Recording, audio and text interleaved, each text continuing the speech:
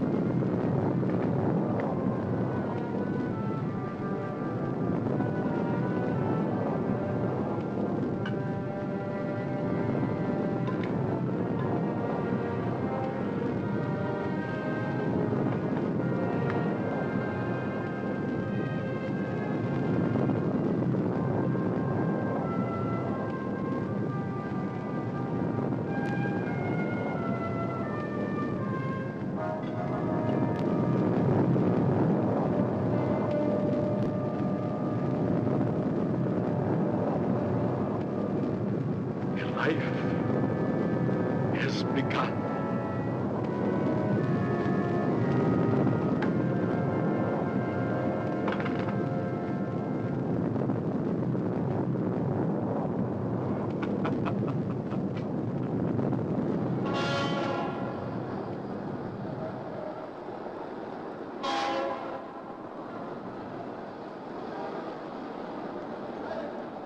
People.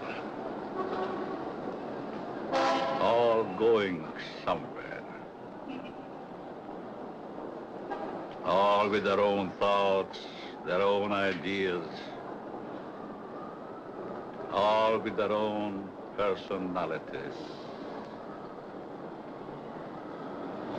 One is wrong because he does right. And one is right because he does wrong. Pull the string. Dance to that. Which one is created for?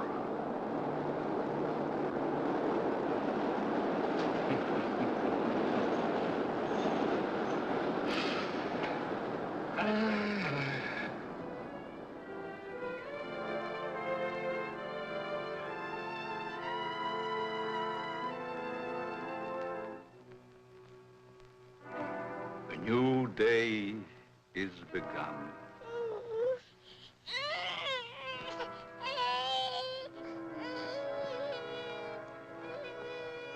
A new life is begun.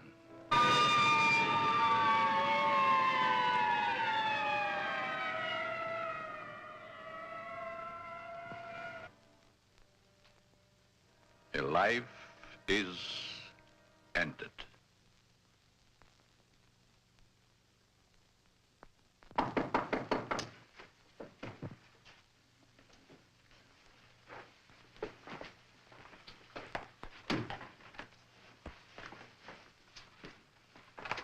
Let me see that note.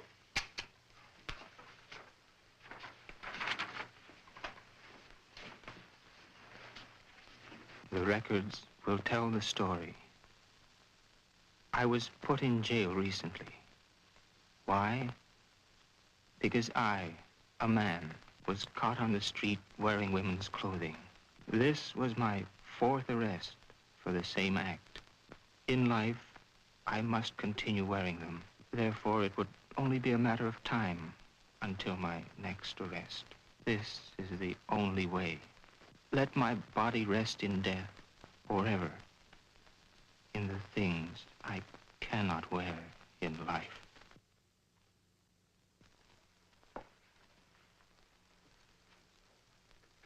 Inspector Warren is here to see you, Dr. Alton. Oh, yes. Show him in, Miss Stevens.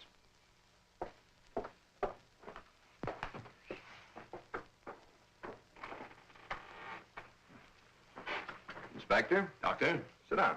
Thank you.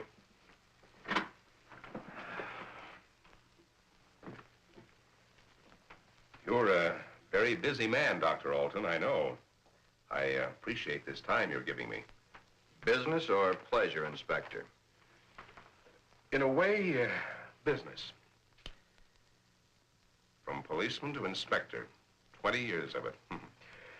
I guess I've seen everything there is for a policeman to see. Yet I wonder if we ever stop learning. Learning about which we see. Trying to learn more about an ounce of prevention. I'm a man who thrives on learning. We only have one life to live. If we throw that one away, what is there left? Doctor, I'm hoping to learn something from you. And with that knowledge, maybe save some human from a fate which I just witnessed a few days ago. A 4-time loser. This type of case comes to me as well as yourself many times during the course of 1 month. The suicide? The suicide. Most of us have our idiosyncrasies. This fellow's was quite pronounced. Yes, but I wonder if it rated the death warrant it received. Well, that's why I'm here today, Doctor. What do we do about it? I've always heard you to be a hard-hearted policeman, Inspector. Isn't that what's thought of most policemen? The laws are written. The policeman is hired to see that those laws are enforced. We have a job to do. As in most jobs, there's always somebody who doesn't want that job to be done. In most factories today, the employer has put up suggestion boxes. Even the employer needs advice once in a while. I think in the case that we're referring to, I need advice.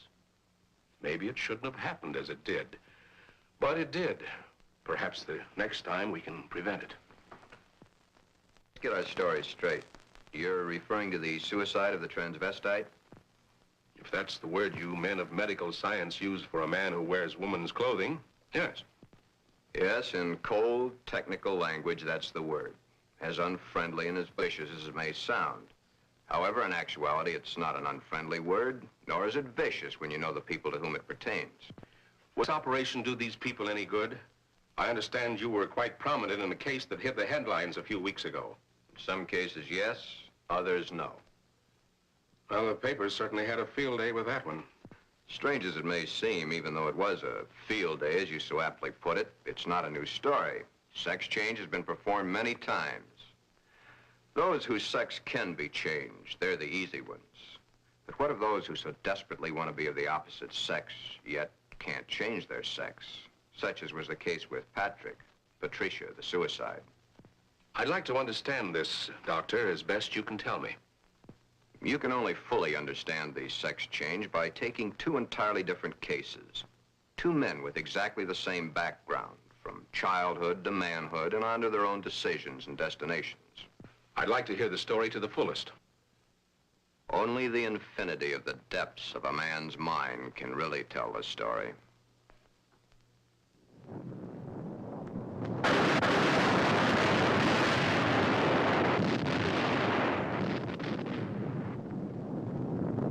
Dr. Alton. A young man, though he is, speaks the words of the All-Wise. No one can really tell the story. Mistakes are made. But there is no mistaking the thoughts in a man's mind. The story is begun.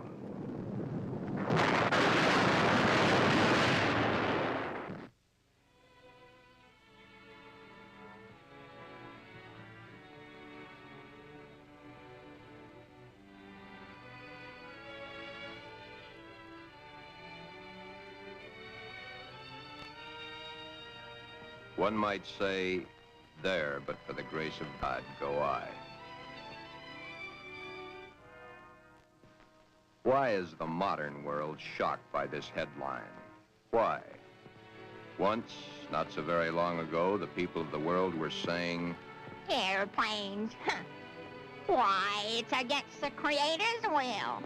If the Creator wanted us to fly, he'd have given us wings. but we fly. Maybe some of you may still remember an even sillier remark. Automobiles? Bah. They scare the hosses. If the Creator had meant for us to roll around the countryside, we'd have been born with wheels. Silly? Certainly. We were not born with wings. We were not born with wheels. But in the modern world of today, it's an accepted fact that we must have them. So we have corrected that which nature has not given us. Strangely enough, nature has given us all these things. We just had to learn how to put nature's elements together for our use, that's all. Yet, the world is shocked by a sex change. If the Creator had wanted us to fly, he'd have given us wings. If the Creator had meant us to roll around the countryside, we'd have been born with wheels. If the Creator had meant us to be boys, we certainly would have been born boys. If the Creator had meant us to be born girls, we certainly would have been born girls. Are we sure? Nature makes mistakes. It's proven every day. This person is a transvestite, a man who is more comfortable wearing girls' clothes. The term transvestite is the name given by medical science to those persons who wear the clothing of the opposite sex. Many a transvestite actually wishes to be the opposite sex. The title of this can only be labeled Behind Locked Doors. Give this man satin undies, a dress, a sweater, and a skirt, or even the lounging outfit he has on, and he's the happiest individual in the world. He can work better, think better, he can play better, and he can be more of a credit to his community and his government because he is happy.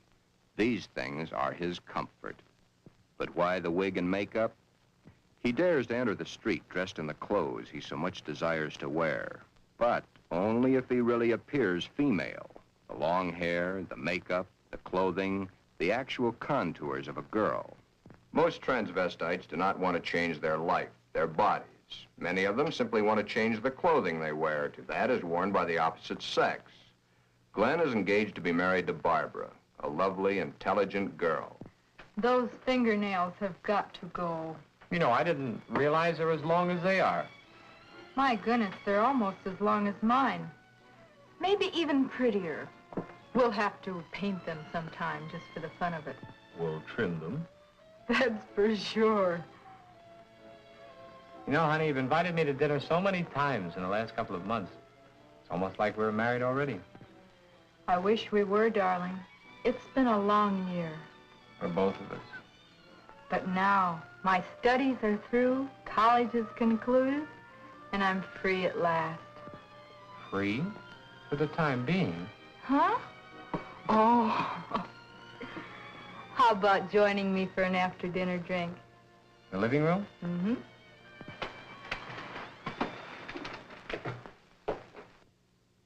Modern man is a hard-working human. Throughout the day, his mind and his muscles are busy at building the modern world and its business administration. His clothing is rough, coarse, starched, according to the specifications of his accepted job. At home, what does modern man have to look forward to for his body comfort? The things provided for his home, a wool or flannel robe, his feet encased in the same thick, tight-fitting leather that his shoes are made of. These are the things provided for his home comfort. It doesn't look so comfortable, does it? And get the hat. Better still, get the receding hairline. Men's hats are so tight they cut off the blood flow to the head, thus cutting off the growth of hair. 7 out of 10 men wear a hat, so the advertisements say. 7 out of 10 men are bald. But what about the ladies? Yes, modern woman is a hard-working individual also, but when modern woman's day of work is done, that which is designed for her home comfort is comfort. Hats that give no obstruction to the blood flow. Hats that do not crush the hair. Interesting thought, isn't it? Just for comparison, let's go native, back to the animal instinct. There, in the lesser civilized part of the world, it's the male who adorns himself with the fancy objects, such as paints, frills, and masks. The true instinct, the animal instinct, bird and animal life. Is it not so that it's the male who is the fancy one? Could it be that the male was meant to attract the attention of the female? What's so wrong about that? Where is the animal instinct in modern civilization? Female has the fluff and the finery, as specified by those who design and sell. Little Miss Female, you should feel quite proud of the situation. You, of course, realize that it's predominantly men who design your clothes, your jewelry, your makeup, your hairstyling, your perfume. But life, even though its changes are slow, moves on. There's no law against wearing such apparel on the street, as long as it can be distinguished that man is man and woman is woman. But what is it that would happen were this individual to appear this way on the street? You're doing it now, laughing. Yet, it's not a situation to be laughed at. Thus, the strange case of Glen, who was Glenda, one and the same person, not half man, half woman, but nevertheless, man and woman in the same body, even though by all outward appearances, Glen is fully and completely a man.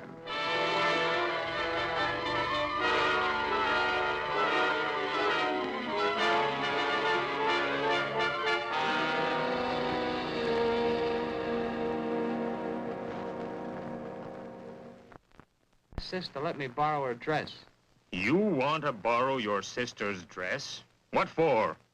I want to wear it to the Halloween party. There are names for boys who go around wearing girls' clothes. Oh, don't be silly, darling. You go ahead and wear your sister's dress, Glen. You always did look much better as a girl than you do as a man. Glen did wear the dress to the Halloween party. He even took first prize.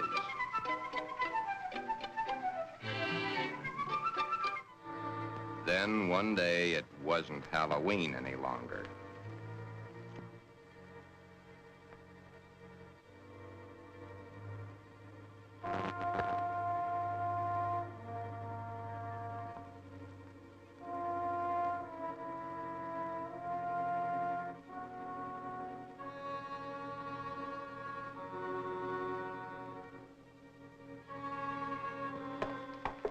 I wish I had the sight into such things to be able to advise you, Sheila.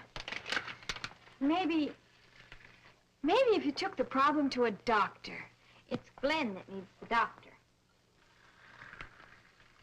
But when things like this go wrong with someone so close and in your own family, it's so hard to believe. It's not really hard to believe. It's just hard for you to accept. Well, of course it's hard for me to accept. Suppose I were to come home with Roy or one of my other boyfriends some night and find Glen like I did last night. Yeah, that would be hard to explain. That's the understatement of the year. Just how does one go about introducing your friends to your brother when brother's wearing your best sweater and your skirt and makeup to boot?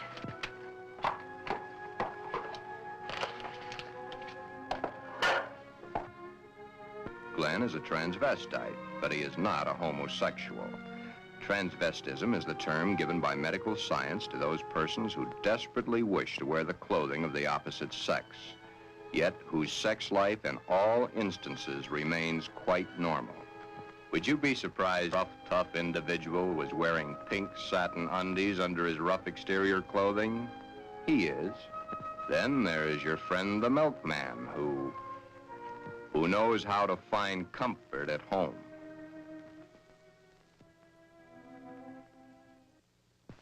I can't stand it any longer. He wears all my clothes. Nothing is sacred to him, even my briefs. He has every one of my sweaters stretched out of shape. Of course, he has always replaced them, but then they didn't last long either. But, Your Honor, ruffles on his shirts and shorts, really. Glen and all the hundreds of thousands of other Glens across the nation face quite a problem. Glen is engaged to be married to Barbara, a lovely, intelligent girl. The problem, Glenda, Glen's other self. The girl that he himself is, his other individual personality. You look tired tonight, Glen. Yeah, I guess I am. It's been a long day. Have you seen the paper yet? No, why? Isn't that a strange case? I wonder how some people's mind works. Well, some people aren't happy the way they are. That's a pretty drastic step to take. If it's the only way, I'm for it. I wonder what I would do in a case like that if I were in the mental turmoil that person went through. Or if I suddenly realized that something was mentally wrong with you. It's hard to visualize. Here we are, two perfectly normal people, thought to be married and lead a normal life together. And there's this poor fellow who never could have been happy if it wasn't for modern medical science. Our fourth term in psychology explains a lot of the facts, but I'm afraid the end of study is only the beginning of reality. Glen's problem is a deep one, but he must tell her soon. She's begun to notice things, his nails, his eyes when he looks into a lady's store window. So many of the little things that are hard to hide. Soon she will realize. Then there was the time Barbara was wearing the sweater Glen had always wanted to feel on his own body. It was becoming an obsession to him. He must have. What's the matter, Glen, darling? I guess I was daydreaming. Something seems to be troubling you. Why don't you tell me? It's nothing. Once, long ago, just after we started going steady together, we promised we'd never lie to each other. Are we gonna start now, just because we're engaged to be married? It's just that... Oh, Barbara, it's nothing that little sleep won't cure. It's been an awful long day. It's more than that. Come on, tell me, darling. Who knows? Maybe I can help. That's just it, you could. Then something is troubling you. Yes. Do I have a right to know? You have a right to know. But let's just say for the moment that I'm afraid to tell you. I'm afraid I'd lose you. Nothing could be as bad as all that. I love you and you love me. And nothing in the world can change that. I hope not. I really hope not. Glen, is it another woman? Pull the string! Pull the string! A mistake's made.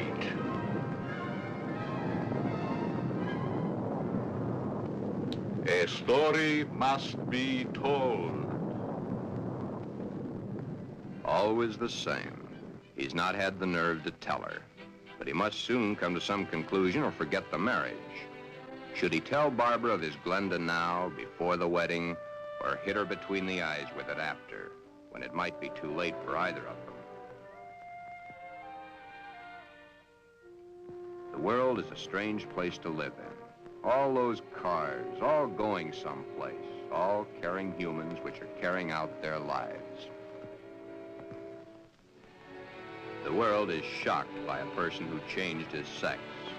Glenda is shocked also, but by another reason. Someone like her had the nerve to do something factual about their situation. There are so many problems for Glen and all the other Glens. Perhaps the fear of discovery of the underthings they wear beneath their regular outer clothing, or that which they wear during their nightly visit to Morpheus, god of sleep. Thank you very much, and I'm sure she's going to enjoy it very much. If you want to return it, be sure that you bring the sales slip. Thank you.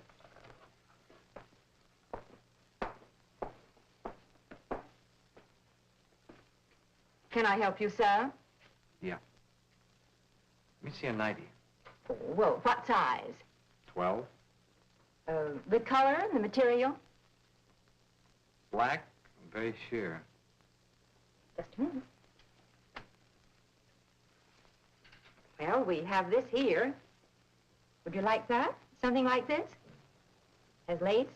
Yeah. Perhaps he admires the material too long. You can see how sheer the material really is. Yes. You see, it's all pure nylon and only $21.95. And of course, it will never snag.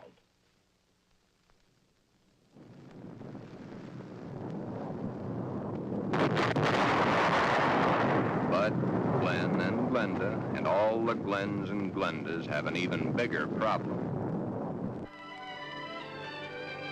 Hi, Joe. Hiya, Jack. Monday again. You know, I think Monday is about the worst day of the week. A perfectly wonderful weekend, then back to the sweatshops. Too bad we was born to work. Say, did you read about the guy that changed to a girl? Says he was perfectly normal, too. How can a guy be normal and go and do a thing like that to himself? All the same, it must take a lot of guts to pull a stunt like that. That's a problem I don't ever intend to face.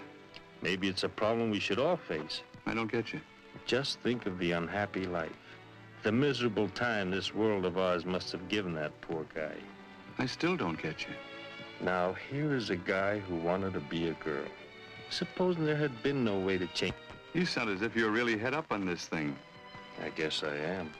Do you realize what would happen if every man in the country that wanted to wear women's clothes or felt like a woman went to their doctors and wanted to change? Of course. That's why I say perhaps society should be a little bit more lenient with them. Maybe society should try to understand them as human beings. Another day done. Thank goodness. See you tomorrow, Jack.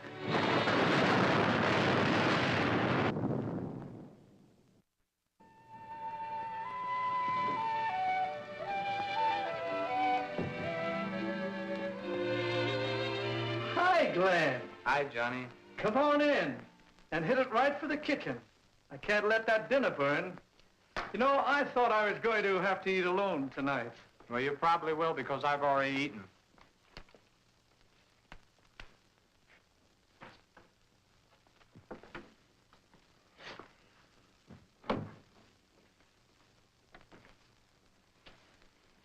What's up? Nothing much. Say, you really look down in the dumps. I guess I got a problem. Haven't we all? I mean a real problem, one Like I've never had the face before. Our whole existence is one big problem after another. I want to get married. You have a problem. When did this all come about? For nearly a year, I've been engaged to a very wonderful girl. Now the time is getting very close to the man with the book. I'm scared to death. You love her? Very much. Does she love you? Yes. There's no problem. Marry the girl. Are you forgetting about my other self? You'll have to tell her, of course. Yeah. I have to tell her. But when? Before? Or after? I think you know the answer to that one yourself. My mind's in a muddle. Like in a thick fog. I can't make sense to myself sometimes. I thought I could stop wearing these things. I tried, honestly, I tried. I haven't had a stitch of them on for nearly 2 weeks until tonight. Then I couldn't stand it anymore. I had to put them on or go out of my mind. I'm afraid I'll lose her.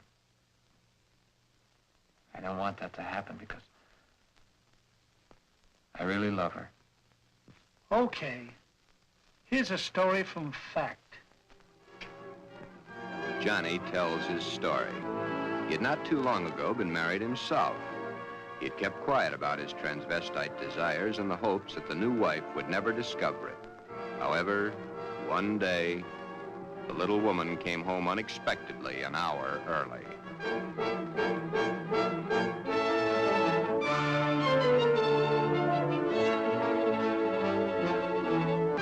That marriage ended here.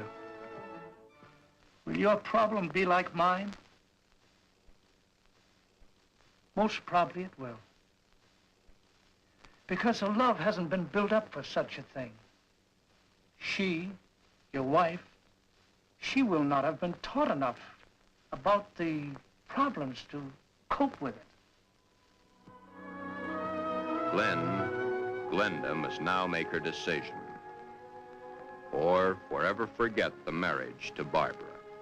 Glenda should consult a competent psychiatrist, but then very few transvestites wish to change their strange desires. This is their life. To take it away from them might do as great a harm as taking away an arm or a leg, or life itself. Many even carry their transvestite desires to the grave with them. Yes, it is a problem. But Glenda, remember back almost a year ago when Glen and Barbara accepted each other? Okay. That's the 6th time you've said goodnight. I guess it is. Look. Come on over here a minute. What is it? Never mind, just sit down.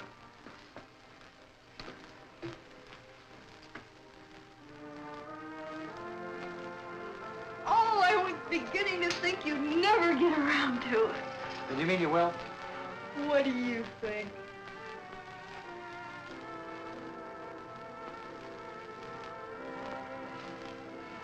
When? I must finish college first. It's only 7 months to go. Well, now, that's hardly long enough for you to get a trousseau together. How would you know about such things?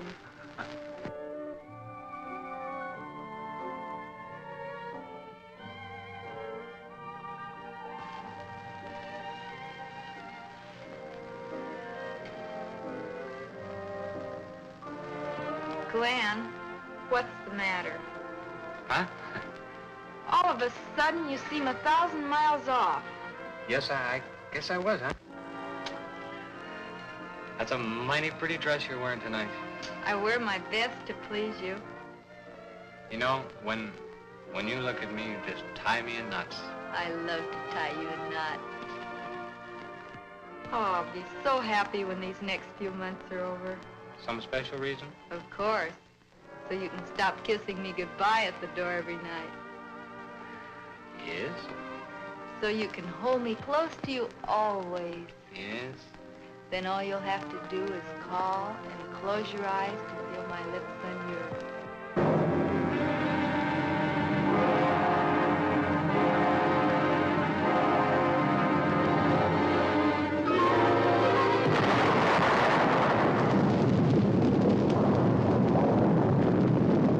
Beware, beware,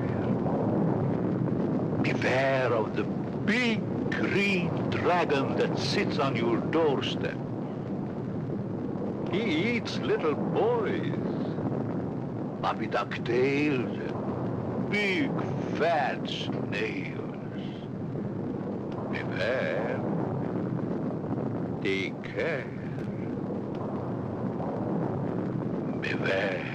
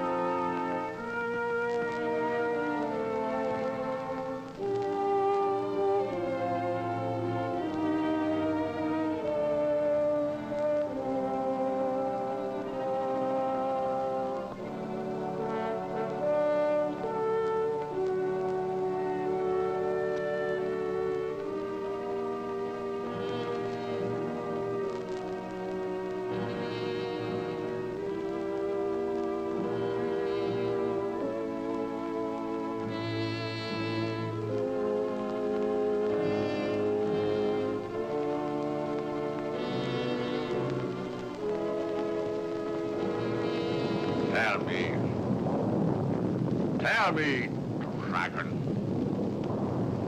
do you eat little boys, puppy ducktails, and big fat snails? Puppy ducktail, puppy ducktail, puppy ducktail. Everything nice, everything nice. Ha, ha, ha, puppy ducktail.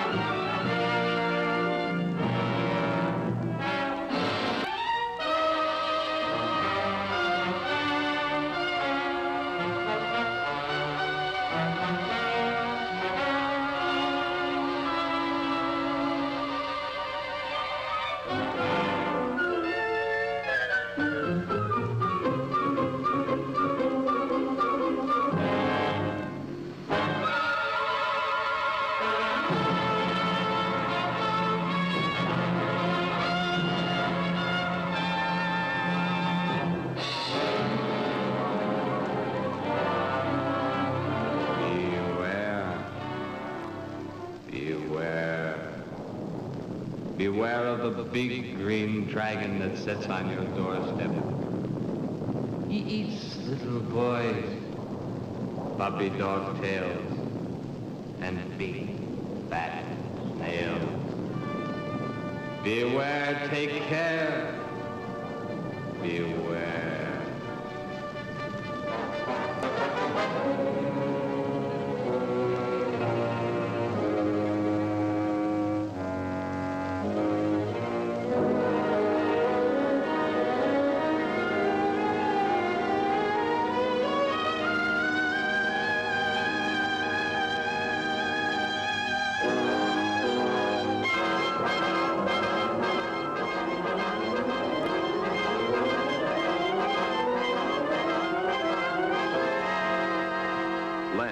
Glenda has made the decision.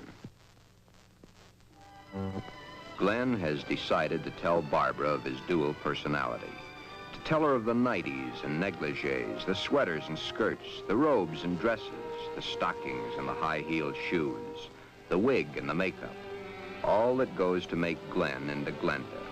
He tells Barbara he cannot cheat her of the knowledge that she, as his fiancée, should possess. All the facts. He tells her softly, hurriedly at first, then slowly as he becomes more technical. His hands move to caress the smooth material of her angora sweater, which he has so long and so desperately wanted to put on his own body. He tells of this to her, and she looks to the sweater and to his hand. Then, when it is all over and that much of the story he knows is told, Barbara is not sure of her own thoughts. That's about it, darling. I wanted to tell you for a long, long time, but just couldn't bring myself to do it. I've been too much afraid of losing you.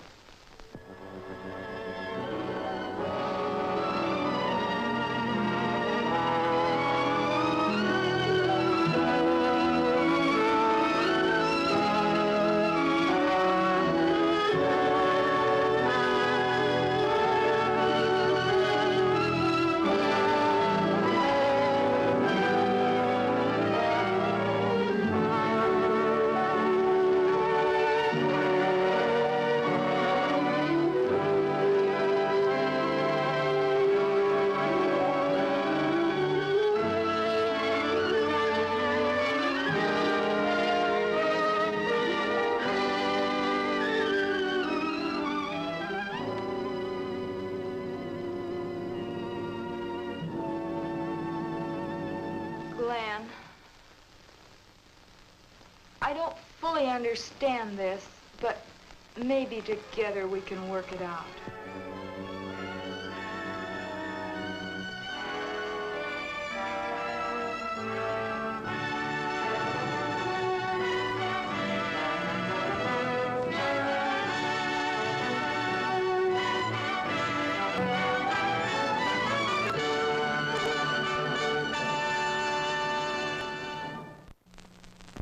Is that the end of the story? Not quite. I'll get back to it in a minute. Glen's case is really the lesser advanced type cases. The second case is an extremely advanced one. However, I'll get to that in a moment. First, you must realize that each transvestite the world over has his own particular problem. Each case must be handled individually according to the person, his past life, and his problem. And he isn't a hermaphrodite? No more than he's a pseudohermaphrodite. Glen's case was entirely of his mind, brought on by the environment of his early youth. What about their children, Doctor? Would their children become the same way their father is? No. Transvestism is not hereditary. Well, what makes these men want to wear girls' clothes? Many things. But as I've said before, it usually starts in early childhood from one cause or another. Technically, each case has the same beginning, just a different set of circumstances. Are any of them actually cured? Oh, yes, many, many of them. Once the source of supply is found, it can be stopped, unless the patient refuses to cut off that source of supply. Then the way I get it, this Glen and the character he created, much as an author creates a character in a book, was invented as a love object to take the place of the love he never received in his early youth through lack of it from his parents. The character was created and dressed and lives the life the author designs for him to live, and dies only when the author wants him to die. Correct. except that for the character Glenda to die, the elements must be right. But to enlighten you a little further, there's the second story, that of an extremely advanced case. Let's call this person Allen, Ann. Allen had a mother who wanted a little girl. The father didn't care much one way or the other. Allen did not enter the competitive sports that the other boys of the school did. However, he was an extremely studious boy and always had above-average marks in his subjects. Yet sports, girls' sports, he always was interested in. But he was rejected by the girls and also rejected by the boys. It seems he belonged to neither of them. After school, Allen would go home to find the mother who had always wanted a girl and the father who didn't care one way or the other. He enjoyed doing the woman's work around the house.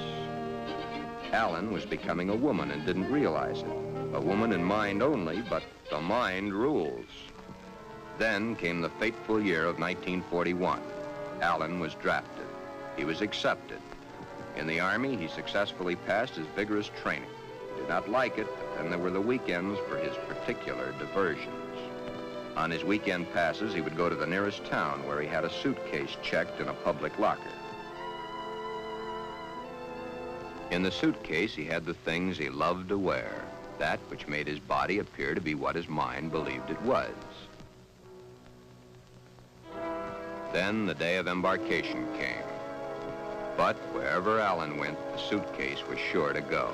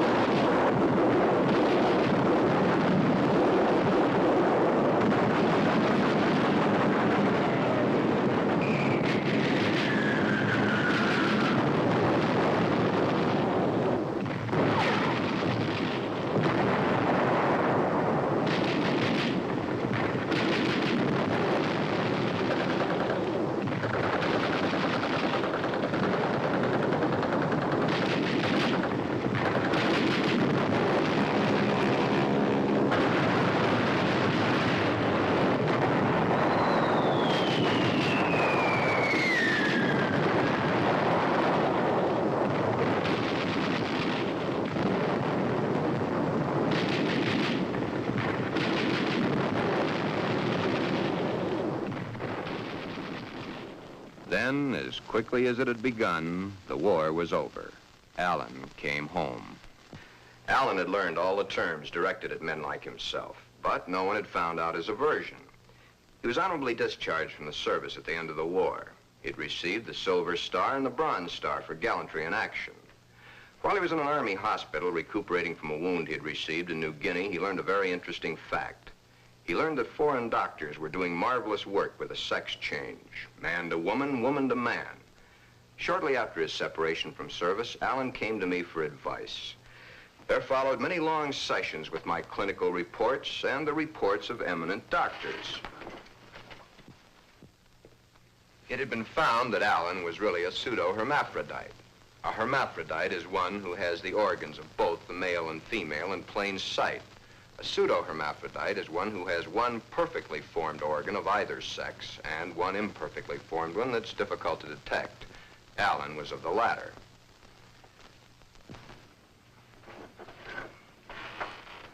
Allen was then given his choice. That which nature had given him was a mistake. It was up to us to correct that mistake one way or the other. Allen had to decide whether he wanted to become a man or she wanted to become a woman. Both were completely possible. Small boned, fair of complexion, his hair thin like a woman's, his body slim, hips slightly girlish. It was easy to see his decision, along with the fact that he had been brought up from early childhood to believe that a woman was the thing to be. Allen decided to become a woman. This, after all the help I could give him, was only the beginning. During the following 2 years, he was to go through the tortures of the damned. But never was there a whimper from him because he knew that at the end of it all, he would at last be that which he had always dreamed. Hundreds of hormone shots were injected into various parts of his body. Allen's face was worked on with plastic surgery to smooth out the female elements. long, tedious hours of work. The big day, or the starting of many big days, for it was to take many. The series of operations are performed slowly and at intervals to prevent any unnecessary shock to the nervous system. Still, the hormone shots continue, day after day, week after week, month after month. And even then, when the operation is over, the sex has changed, the shots must continue as long as Allen lives.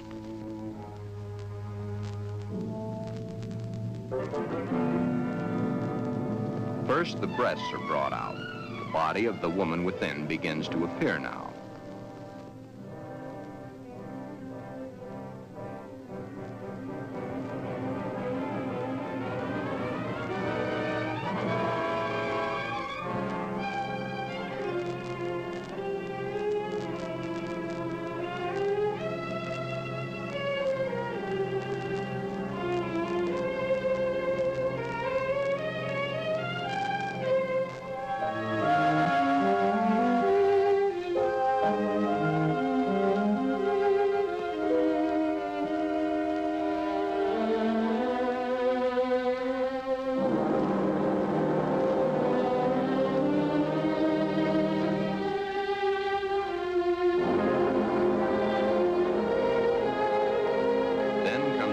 Surgery, the removal of the man and the formation of the woman.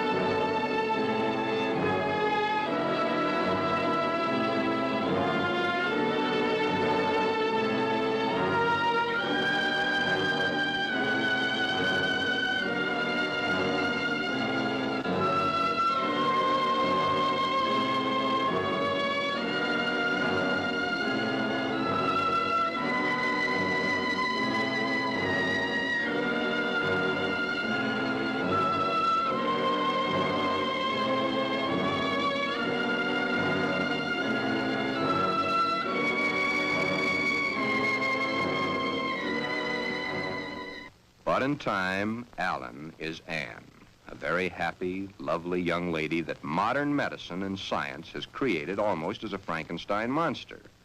The newspapers heard of it and hit the story with their usual fullness. If the newspapers had not gotten hold of the story, it would have gone untold, unnoticed as so many others in medical history. The sex change has been performed hundreds of times. However, right here in this particular sex switch, it's not the end. Acting the woman and being the woman are two entirely different things. Allen had all his life acted the part of the woman. Now he is that woman and must learn how it's done. Anne must learn how to do her own hair, how to make the correct styling for her facial contours. The proper walk must be adopted. A lady is a lady, whatever the case may be. Continuing my own psychiatric treatment, it was my duty now to explain to Anne the duty of a woman and her... Allen, of course, had known the man's, but he was soon to realize he knew very little about a woman's. Yet, through it all, Anne loved every minute of it. Anne was indeed meant to be a woman, and now that the sex change had been completed, Anne was a very happy woman, and a woman who was eager to learn, and now was accepted by society. A woman born at the age of 24, in a world that for 24 years she had seen as a man, but a woman who now would, and was properly instructed in how to accept, a woman's world. Thus, this case, which has a happy ending, is due entirely to the corrections made by medical science. I've had several such cases. In fact, in my 20 years of practice, I've been prominent in 7. However, my colleagues have had hundreds.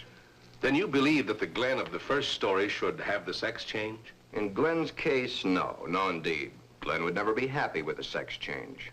The Allen of your story ended happy? I'll tell it to you exactly as I told it to them. Shortly after Glen told Barbara of his love for girls' clothing, he started treatments with me. On the last treatment, both he and Barbara came to me. I told him the same story of Alan, Anne, as I've told it to you, Inspector. Anne was a pseudohermaphrodite. Even though one of the sexes was imperfect, she had the organs and the characteristics of both the male and female. Glen's case is an entirely different type of case. Remember I said, no matter what the case, it's a different thing. A new problem to be looked into, then solved. A new challenge to the psychoanalysis. Glen's body holds only one sex, that of the male. In all our talks, I've learned these pertinent facts. Glen's father had no love for his son. His father wanted Glen to be a football hero or a baseball player so that he could brag to his cronies down at the corner saloon as his cronies bragged to him about their own sons. Thus, the ruse of Glen's fictitious character. He invented it when he could find no love from his mother and no love from his father. His mother had hated her own father. Glen reminded her of her father. Therefore, she gave all her affection, love, and attention to her daughter. Glen then decided also to become a daughter. Glen, you can kill this fictitious character of yours anytime you wish. For your happy ending, it's the only way. Then you think I can kill this second character by transferring her qualities to Barbara? Exactly. But as the author and his character, the elements must be right. It's up to you, Barbara. You must take the place, give the love, and accept the facts that Glenda has always accepted. If you love each other as you now believe you do, well, it'll be a hard job, but you'll enjoy doing the job. Should I let him continue to wear girls' clothing? Or should I put my foot down? If you put your foot down, you'd only go behind closed doors. Love is the only answer. Glenda must be transferred to you. Supposing Glen never gets over wearing girls' clothing. Would it matter to you very much? I love Glen. I'll do everything I can to make him happy.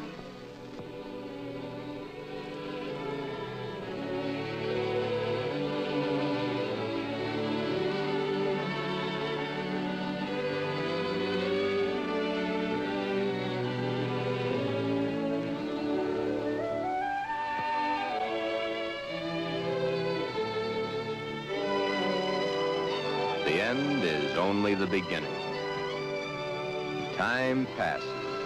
Soon, due to a happily married life, the remembrance of the psychiatric treatments, and Barbara's love and understanding, Glenda begins to disappear forever from Glen. Glen has found his mother, his little sister, his wife, and his Glenda, all in one lovely package. Thus, Glen's case has a happy conclusion. Therefore, two entirely different cases, handled in two entirely different ways, have a happy ending. Yeah, those two. But what of the hundreds of other less fortunate Glens the world over?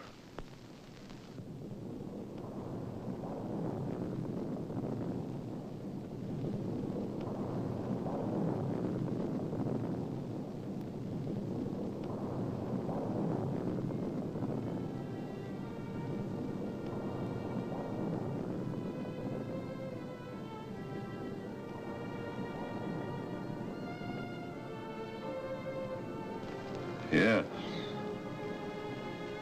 But what of the others? Less fortunate Glens, the world over.